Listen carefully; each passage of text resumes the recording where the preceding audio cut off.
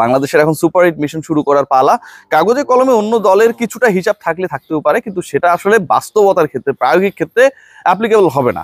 Team টাইগার্সের point table অবস্থান এবং একই সাথে বাংলাদেশের এই মুহূর্তে নেট রান রেটের যে অবস্থা 0.4 সামথিং, সেটা আসলে বাংলাদেশকে অনেক অনেক বেশি অ্যাডভান্টেজাস পজিশনে রেখেছে। তবে এটা টিম টাইগার্স খেলবে, প্রতিপক্ষ কারা, কখন খেলাগুলো হবে সেটা কিন্তু একটা বড় আলোচনার বিষয়। এবং বাংলাদেশের প্রথম ম্যাচটা হতে যাচ্ছে 20 জুন।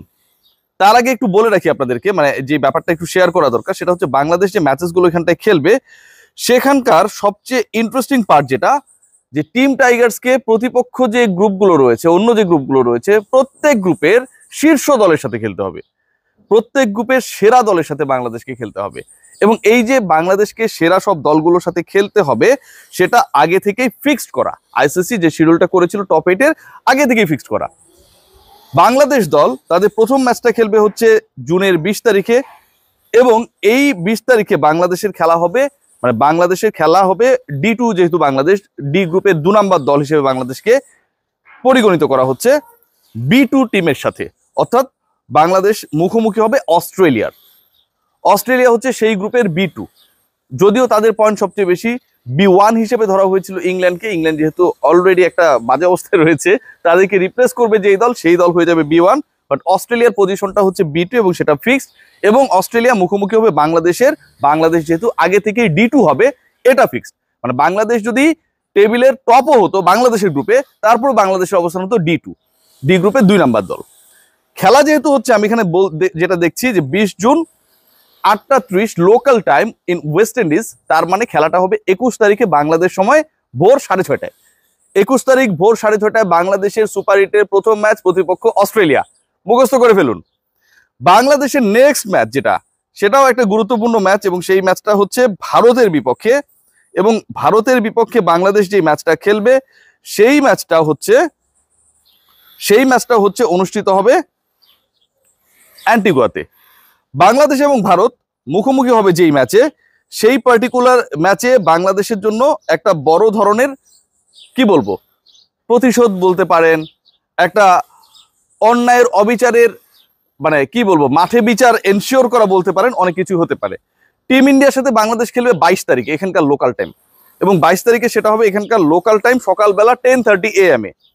বাংলাদেশ হচ্ছে যেহেতু D2 এবং ভারত হচ্ছে A1, এই গ্রুপের 1 নাম্বার দল ভারত, তার সাথে বাংলাদেশের খেলা হবে ডি গ্রুপের 2 নাম্বার দলে, যেহেতু 2 নাম্বার দল বাংলাদেশ।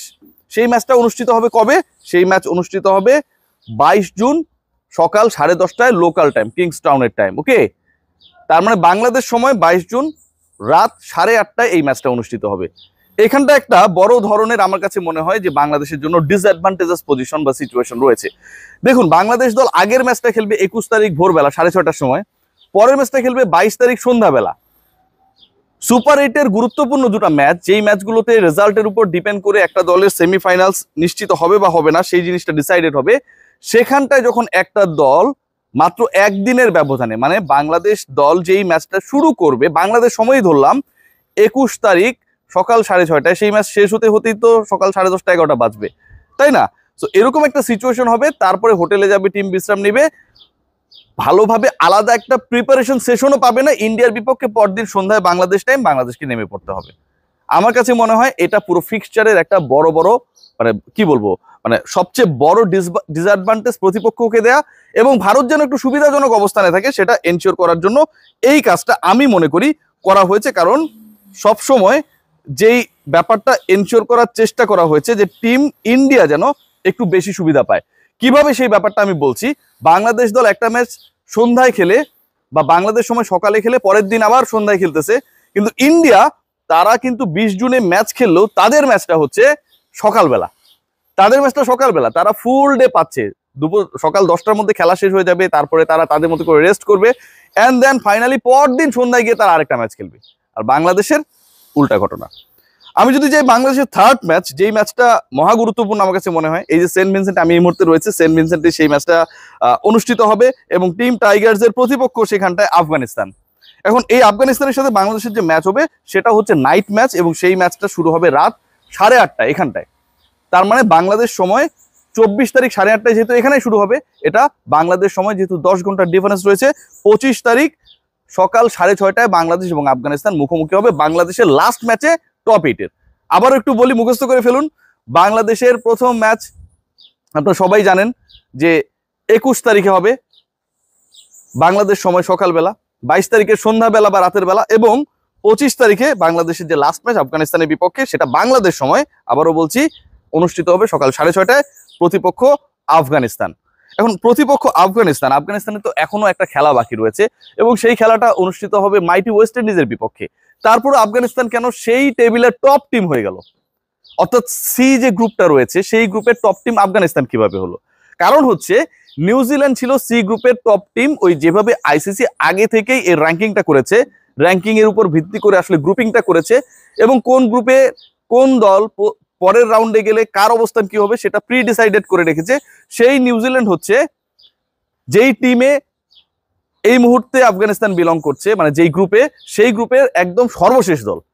এতই তাদের ব্যাড লাক, আইসিসি তাদেরকে টপ ভেবেছিল, তারা হচ্ছে একদম ফ্লপ, তারা হচ্ছে 5 নাম্বার দল সোফার। সো যেহেতু আফগানিস্তান নিউজিল্যান্ডকে রিপ্লেস করেছে, আফগানিস্তানের অবস্থান হয়ে গেছে C1। বাংলাদেশের খেলাগুলো হচ্ছে কার কার সাথে? A1 এর সাথে, B1 এর সাথে, C1 এর সাথে, তাই তো? D2 খেলা হচ্ছে এই দলগুলোর সাথে।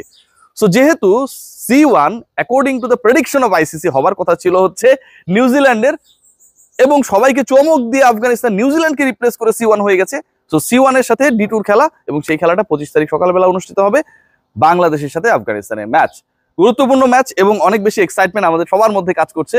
ওই ম্যাচটা হবে সেন্ট ভিনসেন্টে, বাকি যে ম্যাচগুলো রয়েছে সেগুলো অ্যান্টিগুয়া এবং বারবুডায় হবে। টিম টাইগার যেন ভালো করে, অন্তত ভালো করার মতো যথেষ্ট রসদ এই মুহূর্তে জাতীয় দলে রয়েছে। বাংলাদেশ নেপালের বিপক্ষে তাদের লাস্ট ম্যাচটা খেলবে, ভালো করারই কথা। বাংলাদেশ সাউথ আফ্রিকার বিপক্ষে হেরে গেলেও ভালো করেছে। বাংলাদেশ চাপে থেকে নেদারল্যান্ডসের বিপক্ষে ম্যাচ জিতেছে। সাকিবের ফর্ম নিয়ে অনেক দুশ্চিন্তা ছিল, তিনি ফর্মে ফিরেছেন। বোলিং অ্যাটাক অনেক ভালো করছে। ওয়েস্ট ইন্ডিজের কন্ডিশনে আরো কম্প্যাক্ট হওয়া উচিত। শরীফুল কামব্যাক করবেন, যদিও তার জায়গাটা কোথায় হবে আমরা এখন পর্যন্ত জানি না। সো ওভারঅল যে সিচুয়েশনস গুলো আমার কাছে মনে হচ্ছে রয়েছে সেগুলো বাংলাদেশকে বুস্ট আপ করার জন্য যথেষ্ট। ডিসপাইট বাংলাদেশ মাত্র একদিনের ব্যবধানে, কয়েক ঘন্টার ব্যবধানে দুটা গুরুত্বপূর্ণ ম্যাচ খেলবে। একটা হচ্ছে ভারতের বিপক্ষে এবং অপরটা হচ্ছে অস্ট্রেলিয়ার বিপক্ষে, এবং এটাকে ইনজাস্টিস আমি কোনো কিছুই বলবো না। অন্য দলগুলোর ক্ষেত্রে এরকম হ্যাকটিক শিডিউল ফেলানো হয় নাই। D2 যে হবে সেই দলটা অনেকটা দুর্বল টাইপের দল হবে। D2 যে হবে সেই দলের আসলে ভয়েস রেজ করার ক্ষেত্রে গাছ থাকবে না। সেই ব্যাপারটা বিবেচনা করে ইন্ডিয়াকে সুবিধা দিয়ে ফিক্সচার করা হয়েছে। বাট আমরা মাঠের খেলায় দেখিয়ে দিতে চাই, দেখিয়ে দেবো। বাংলাদেশ এক্সপেরিয়েন্স ক্যাম্পেইনাররা রয়েছেন, সাকিব রয়েছেন, মুস্তাফিজ রয়েছেন, তাসকিন রয়েছেন, তাহিদ হৃদয় রয়েছেন, আমাদের রিয়াদ রয়েছেন, রিশাদ রয়েছেন। তারা যদি জ্বলে ওঠে, কোনো টিমই বাংলাদেশের কাছে পাত্তা পাবার কথা না। সবাই ভালো থাকবেন, টিম টাইগার্সকে সাপোর্ট করবেন।